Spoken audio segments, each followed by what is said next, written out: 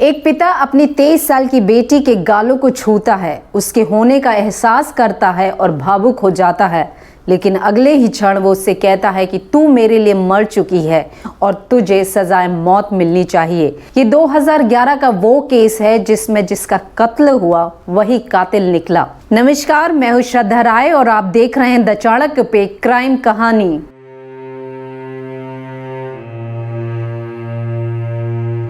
आज का केस है सन 2011 उत्तर प्रदेश के गोरखपुर में रह रहे दुबे परिवार का। दुबे परिवार में राम प्रकाश दुबे अपनी पत्नी और बेटी शिखा दुबे के साथ रहते थे। शिखा दुबे की उम्र 23 वर्ष और वो दीनदयाल उपाध्याय यूनिवर्सिटी से पोस्ट ग्रेजुएशन का कोर्स कर रही थी।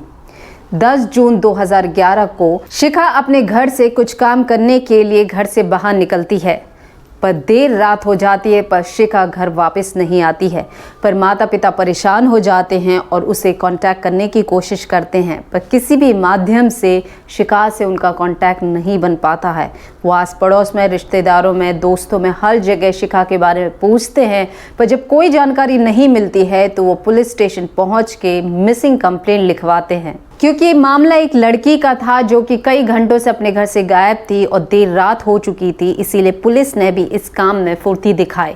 उन्होंने ना केवल शिखा को उस इलाके में जहां वो रहती है वहां ढूंढा, बल्कि आसपास के इलाकों में, कॉलेज के नज़दीक हर जगह ढूंढने की कोशिश की। यहाँ तक कि नज़दीकी जंगलों में भी उसकी छानबीन की गई। 11 जून 2011 को पुलिस को गोरखपुर से लगभग 9 किलोमीटर दूर सिंगानिया में एक युवती का शव मिलता है। शव का चेहरा बुरी तरीके से बिगड़ चुका था, यानी कि उसकी पहचान करना असंभव था। पुलिस शिखा के माता पिता को बुलाते हैं। माता पिता के साथ उनके कुछ रिश्तेदार भी उस शव की शिनाख्त करने के लिए पहुंचते हैं और जैसे ही वो शव को देखते हैं तो वो ज़ोर ज़ोर से रोने और चिल्लाने लगते हैं कि उनकी बेटी अब इस दुनिया में नहीं रही। शिखा के माता पिता पुलिस को बताते हैं कि शिखा जब घर से बाहर निकली थी तो वो यही कपड़े पहन के निकली थी और इसके गले में हमेशा काला धागा होता था, जो कि अब भी मौजूद है। पुलिस शव को पोस्टमार्टम के लिए भेज देते हैं। पोस्टमार्टम की रिपोर्ट आती है तो उसमें पाया जाता है कि शव के साथ यौन शोषण हुआ है और साथ में सिगरेट के निशान भी उसकी बॉडी पे मिलते हैं।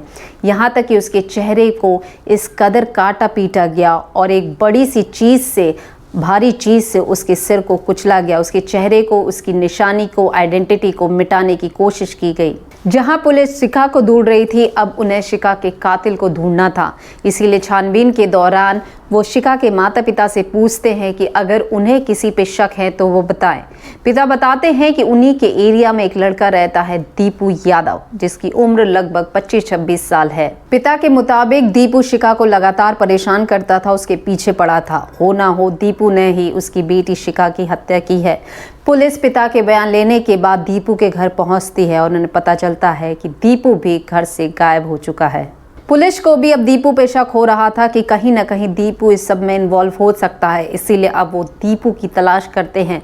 दीपू के सारे दोस्तों से कांटेक्ट किया जाता है पर कुछ खास जानकारी नहीं मिल पाती है। पर उन्हीं में से एक दोस्त पुलिस को ये जानकारी देता है कि वो काफ़ी दिनों से सोनभद्र जा रहा है और काफ़ी बार बातचीत में भी सोनभद्र का जिक्र करता है।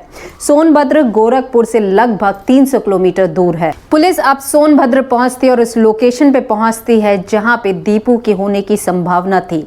जैसे ही पुलिस दरवाज़ा खटखटाती है तो दीपू नहीं बल्कि एक युवती दरवाज़ा खोलती है, जिसे देख के पुलिस के होश उड़ जाते हैं, क्योंकि वो युवती कोई और नहीं बल्कि शिखा थी। पुलिस के लिए समझ के परे था कि जिस लड़की का पोस्टमार्टम हाल ही में हुआ है, कैसे वो जीती जागती सामने उनके खड़ी हुई है। इसी मामले की गहराइयों को जानने के लिए वो घर के अंदर घुसते हैं और उन्हें मिलता है दीपू यादव। अगर कोई पेशेवर अपराधी ना हो तो वो अपने कांड को पुलिस से ज़्यादा देर तक नहीं छिपा सकता। ठीक ऐसा ही शिखा और दीपू के साथ हुआ। पुलिस इन दोनों को गिरफ्तार करके गोरखपुर लेके आती है। शिखा और दुबे बताते हैं कि ये दोनों एक साथ कॉलेज में पढ़ते थे और एक दूसरे से प्यार करते थे। दोनों एक दूसरे से शादी करके अपना जीवन साथ साथ निभाना चाहते थे, लेकिन परिवार के लोग इस रिश्ते के खिलाफ थे। इतना ज़्यादा खिलाफ थे कि इन दोनों को घर से बाहर निकलने में भी अब पाबंदी लग चुकी थी। पर जैसे तैसे शिखा और दीपू एक दूसरे से मिलते हैं और 18 अप्रैल 2011 को शादी कर लेते हैं। पर ये दोनों बहुत अच्छे से जानते थे कि इनकी शादी का कोई महत्व नहीं, क्योंकि माता पिता इनको नहीं अपनाएंगे, इस रिश्ते को भी नहीं अपनाएंगे। इसीलिए दोनों परेशान होकर इसका हल निकालने के लिए अपने दोस्त सुग्रीव से मदद लेते हैं। सुग्रीव ट्रांसपोर्ट का बिजनेस करता था और ट्रक भी चलाता था। वो शिखा और दीपू को आइडिया देता है कि उन दोनों को शहर से भाग जाना चाहिए और एक नई आइडेंटिटी के साथ जीवन जीना चाहिए। पर ये इतना आसान भी नहीं था, इसलिए सुग्रीव एक षड्यंत्र रचता है। षड्यंत्र के मुताबिक 10 जून 2011 को सुग्रीव अपने ही परिचित एक महिला जिसका नाम पूजा है उससे कांटेक्ट करता है। पूजा, जिसकी उम्र 25 वर्ष, शादीशुदा, एक 3 साल के बच्चे की मां, जिसकी आर्थिक स्थिति इतनी खराब थी जिसका फायदा सुग्रीव ने उठाया और उसे काम का लालच दिया। उससे कहा कि अगर वो उसके साथ काम करने के लिए चलेगी तो ना केवल वो पैसे देगा बल्कि एडवांस में भी पैसे देगा। पूजा क्योंकि आर्थिक स्थिति से काफ़ी कमज़ोर थी और उसे उस समय काम की ज़रूरत थी, इसीलिए वो सुग्रीव के साथ चली जाती है। सुग्रीव भी अपने खलासी को पैसों का लालच देता है और बलराम को इस कांड में शामिल कर लेता है। अब ये दोनों मिलके ही ट्रक में पूजा को एक सुनसान इलाके में ले आते हैं। दीपू भी अपने घर से निकलकर उस जगह पे पहुंच जाता है। वहीं पे शिखा अपने घर से निकल के शॉपिंग करने जाती है, कुछ नए कपड़े खरीदती है और बाद में उस जगह पे पहुंच के ये लोग सब मिलके पूजा की जान ले लेते हैं। पूजा के चेहरे को इस कदर मिटा देते हैं, यानी कि उसको काटते पीटते हैं, पत्थरों से उसे कुचलते हैं, उसका पूरा नाक नक्शा पूरी तरीके से मिटा देते हैं ताकि कोई भी ये ना पहचान सके कि आखिर ये कौन है। इसके बाद ये लोग इसके शरीर पे जली हुई सिगरेट से निशान भी बनाते हैं। शिखा जो नए कपड़े लेके आई थी वो खुद पहन लेती है और जो कपड़े वो पहने हुए थी, यानी घर से निकलने से पहले जो वो कपड़े पहन के निकली थी, वही कपड़े वो अब पूजा को पहना देती है। अपने गले में पहना हुआ काले धागे को भी शिखा अब पूजा के गले में बांध देती है। शिखा अपनी चप्पल भी पूजा के शव के पास फेंक देती है और पूजा के कपड़े और चप्पल को पॉलीथिन में लेके शिखा और दीपू वहां से सोनभद्र के लिए निकल जाते हैं। सुखबीर और बलदेव भी इसके शव को लेकर झाड़ियों में फेंक के वहां से चले जाते हैं। ये घटना सुनने के बाद पूरा शहर विचलित हो जाता है। शिखा के माता पिता को पुलिस स्टेशन बुलाया जाता है। माता पिता जैसे ही पुलिस स्टेशन पहुंचते हैं तो शिखा को सामने देखने के बाद उनके पैरों से ज़मीन खसक जाती है। उन्हें इस बात पे यकीन ही नहीं होता है कि जिन हाथों से कुछ ही दिन पहले उन्होंने अपनी बेटी के अंतिम संस्कार किए थे, आज वो जीती जागती उनके सामने खड़ी है। पिता भावुक होता है, अपनी बेटी को छूता है, गाल पे हाथ रख के यह एहसास करने की कोशिश करता है क्या वाकई में उनकी बेटी जीवित है कि नहीं।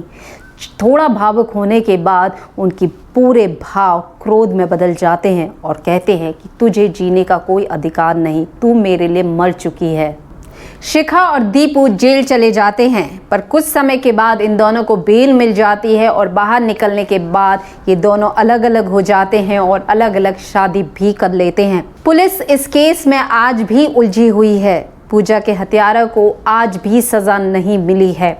शिखा और दीपू, जिन्होंने हर हद पार कर दी एक दूसरे के साथ रहने के लिए, अपने प्रेम के लिए, जिन्होंने ये भी नहीं सोचा कि वो एक मासूम की जान ले रहे हैं, उन्होंने ये भी नहीं सोचा कि वो एक 3 साल के बच्चे को अनाथ कर रहे हैं, एक पूरे परिवार को उन्होंने बर्बाद कर दिया।